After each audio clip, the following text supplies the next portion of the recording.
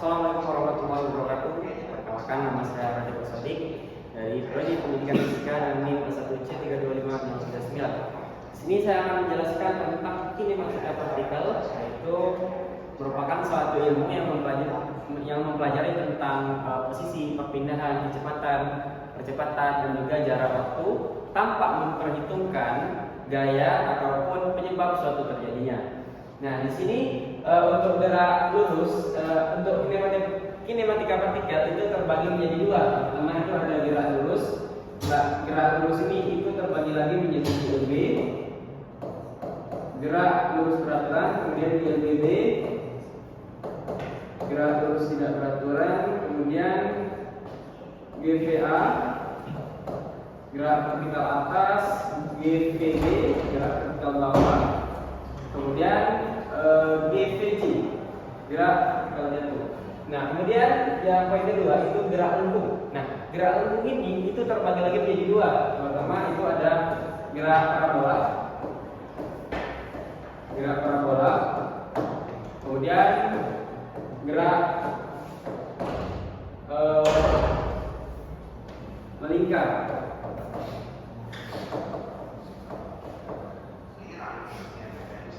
Nah, gerak melingkar.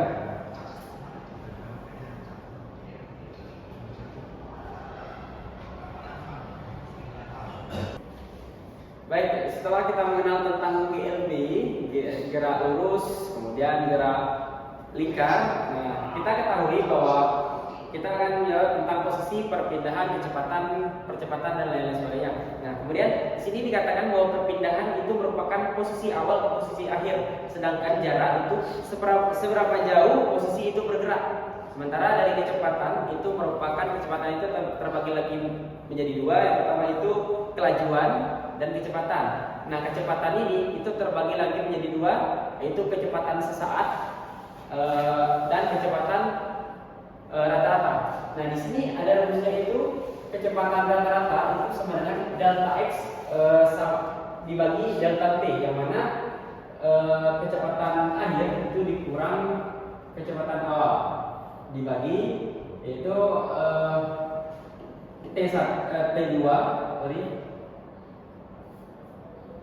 T2 dikurang T1.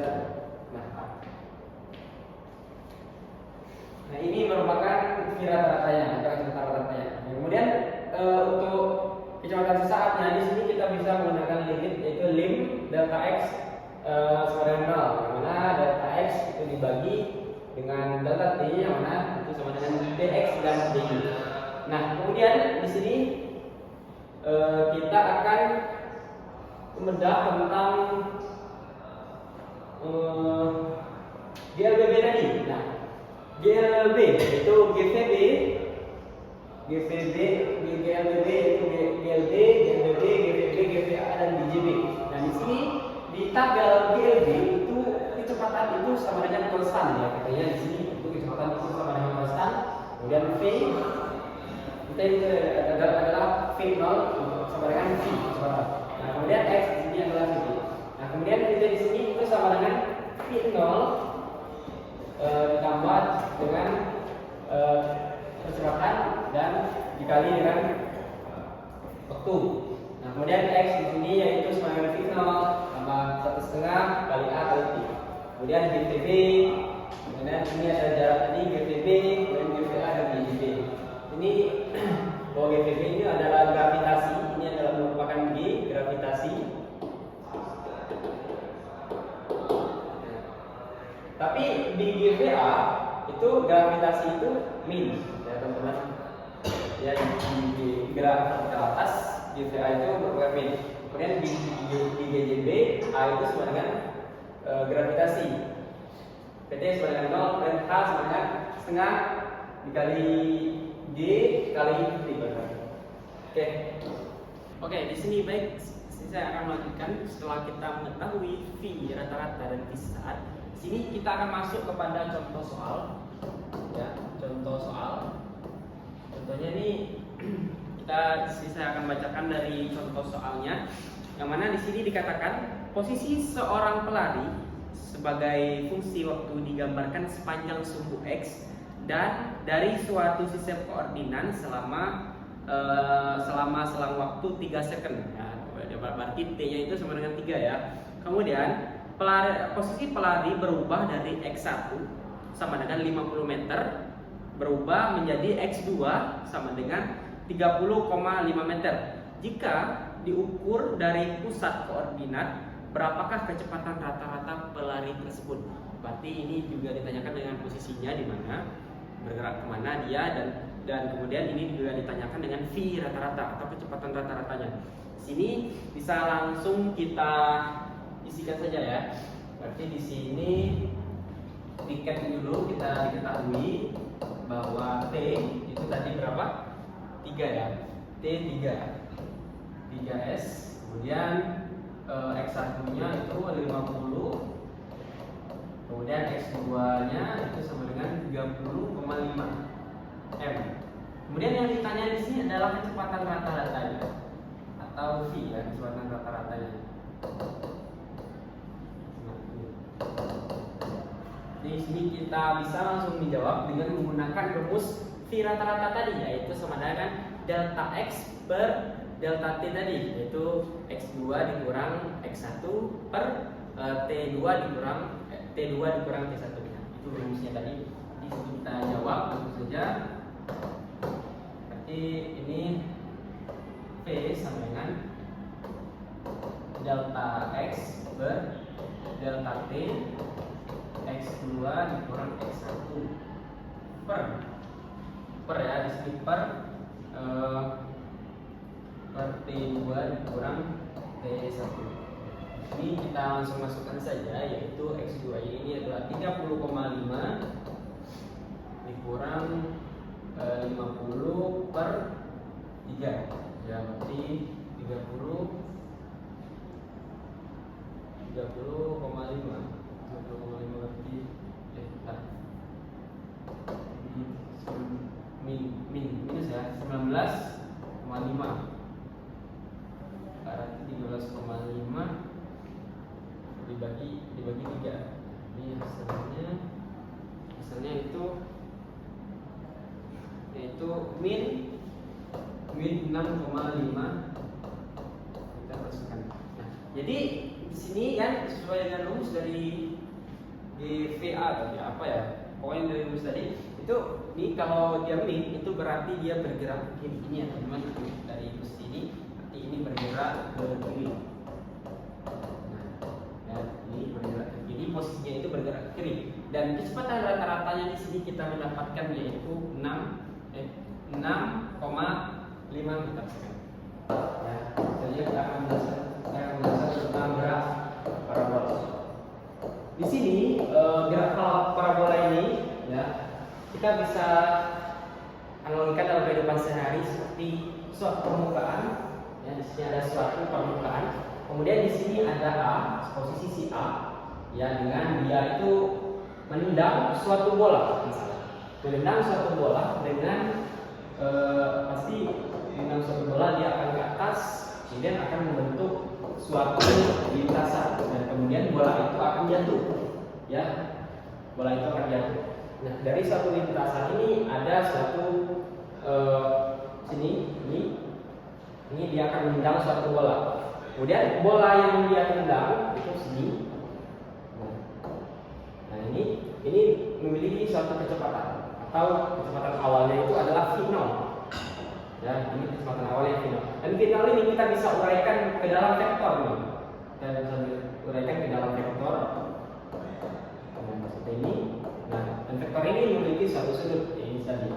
Sudutnya di sini adalah alfa. Nah, ketika bola ini ditendang, kita bisa analogikan seperti bola yang ditendang tadi ya. Bola ini ditendang, berarti dia itu akan melewati beberapa titik seperti titik B di sini, yaitu di dalam suatu titik tertentu nih misalnya kan. Ini saya lurus nggak kemarin? Maaf. Ini akan melewati suatu titik. Nah, ini misalnya titik B. Ya, titik B. Nah, kita akan lanjut ke sini. Nah, ini tadi setelah kita uraikan, kita juga akan mendapatkan sudut dari yang tadi yaitu alfa. Kemudian kita juga dapat menentukan horizontal dan vertikalnya juga. Di sini untuk horizontal itu adalah V0x, ya, dan vertikalnya itu V0y. Nah, ketika bola ini sudah terbang dan sudah melewati titik A, kemudian dia akan melewati titik B. Bola yang akan melewati titik B ini juga akan membentuk suatu sudut yang sama persis seperti sebelumnya, tapi dengan kecepatan yang berbeda. Ini dia sudah mempunyai suatu kecepatan, misalnya kita bisa ini seperti tadi, ini Vx dan ini Vy. Ya. Ini dia sudah mempunyai kecepatan karena dia sudah beranjak dari posisi V0 ke V. Nah, kemudian kita akan lanjutkan kepada titik selanjutnya yaitu titik C. Nah, titik C ini itu merupakan titik tertinggi dari sebelumnya di sini. Nah, sini. Ya. Berarti C di sini. Nah, cara mencari titik C ini kita bisa menggunakan yaitu dengan menggunakan X-max. Dan C kita bisa menggunakan X-max. Ya, horizontal di sini sudutnya. Kemudian di sini untuk vertikalnya itu kita menggunakan X-max. Dan ini sesuai. Kemudian kita ketika bola ini atau suatu bola itu ditendang, pasti dia akan jatuh. Nah, jatuhnya di sini itu adalah titik B-nya. Nah, ini titik terakhir dari jatuhnya suatu bola. Nah, kemudian kita dapat mengetahui bahwa untuk titik C tadi itu kita dapat menggunakan X-max, itu jarak horizontal antara A ke C. Kemudian untuk jarak vertikalnya kita bisa menggunakan Y-max, itu jarak antara A ke C. Ya, itu untuk titik. Kemudian untuk jarak titik A ke D itu kita bisa menggunakan X terjauh. Kita bisa menggunakan ini X terjauh. Ini X terjauh. X terjauh.